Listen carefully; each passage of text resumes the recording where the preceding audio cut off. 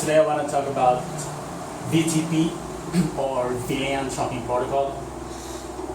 So, what is VTP? Basically, VTP is a protocol that lets you propagate your VLANs on one switch to another switches. So if you have a lot of switches in a network, you don't have to configure your VLANs on every switch. You just have to configure it on one switch, and then using VTP you're able to replicate it or propagate the VLANs to other switches. So that is VTP. And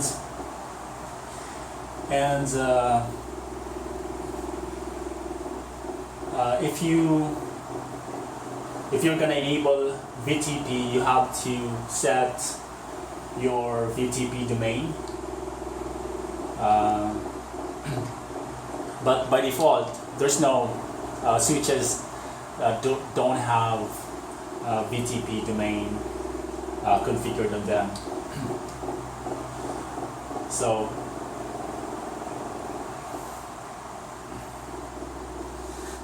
a switch can belong to one VTP domain, and if you have two switches and they belong to different VTP domain, they're not gonna be able to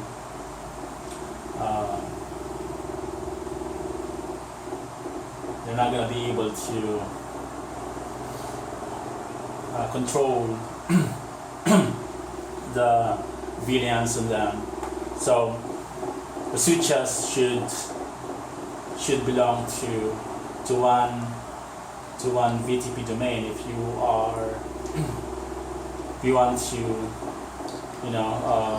manage your VLANs on both switches. So as you can see here, this is the configuration, but I'm gonna talk about that later. And let's talk about VTP configuration revision number. As you can see here, switches use VTP revision number 1. So if you have a new switch out of the back switch and you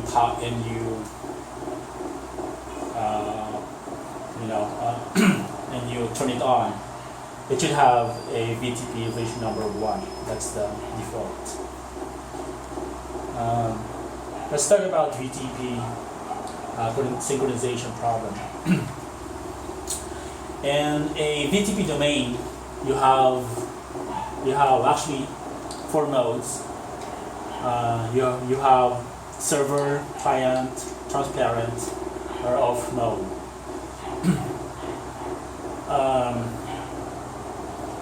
As you can see here, switches are by default in server mode. So talking about synchronization, right? So let's talk about synchronization problem. So let's talk about the modes first. So you can have first a server. You can have multiple switches that are in server mode. There's no problem with that. And also multiple servers in client mode. Also, you can have transparent mode, servers in transparent mode. And off mode, of course. Let's talk about the server mode in detail.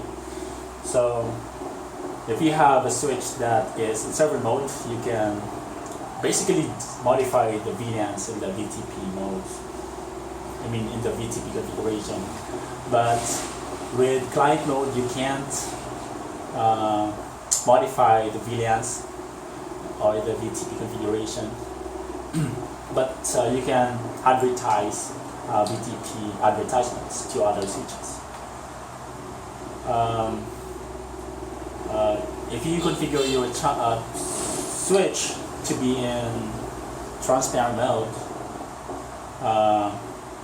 you can modify your VLANs, but you can't propagate those changes to other switches. But if you receive advertisement from other switches, you can advertise them if you wanna disable VTP completely, you can use off mode. So basically you're not using VTP at all. So having said that, VTP synchronization problem, this occurs if you have an existing network and you plan to add a new switch, and you didn't verify its VTP configuration, and that switch has a greater revision number than all the other switches in the network, then if you add that new switch into the network, and like I said, it has a greater revision number, even if it's in client mode, all your other existing switches in the network, they could actually flush their legitimate VLANs or their VLANs VTP database, and copy the VLANs that configured on the new switch that you just added. So that what is called synchronization problem. VTP pruning, this is the ability to not send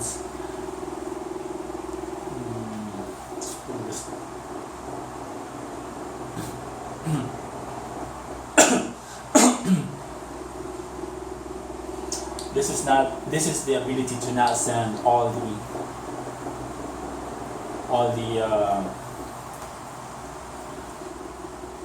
the traffic for all the VLANs.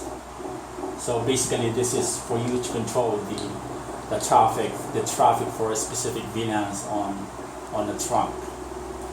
And I'm going to talk about enabling it later. Actually, I'm going to talk about it now. So this is how you enable it in global configuration mode, VTP pruning. And like I said, you can control the traffic for a specific VLANs, and this is how you configure it. You just have to go into the interface configuration, and then type this command: switch port trunk pruning VLAN, and then you can add VLANs, or you can control your VLANs by using this parameters here. And let's go back to VTP configuration. So like I said earlier, or maybe I haven't said yet, yeah, I didn't talk about this. Yeah, I did. So first of all, you have to, if you're going to configure VTP on a switch, you have to make sure that all your switches are going to use the same VTP version, and this is how you configure VTP version, global configuration mode. So, like I said earlier, switches use VTP version 1 by default, but of course, we're going to use VTP version 3, right? It has more. It is the most feature-rich feature, so you should use VTP version 3. And of course you have to, this is how you configure your VTP domain. This is switches, don't use this by default. You can still run VTP even if you don't configure VTP domain, but it is recommended that you configure it. And of course it should be the same on all the switches. And I already talked about VTP mode, so I have to make sure that this will fit in one video. So yeah, this is pretty much it, the configuration.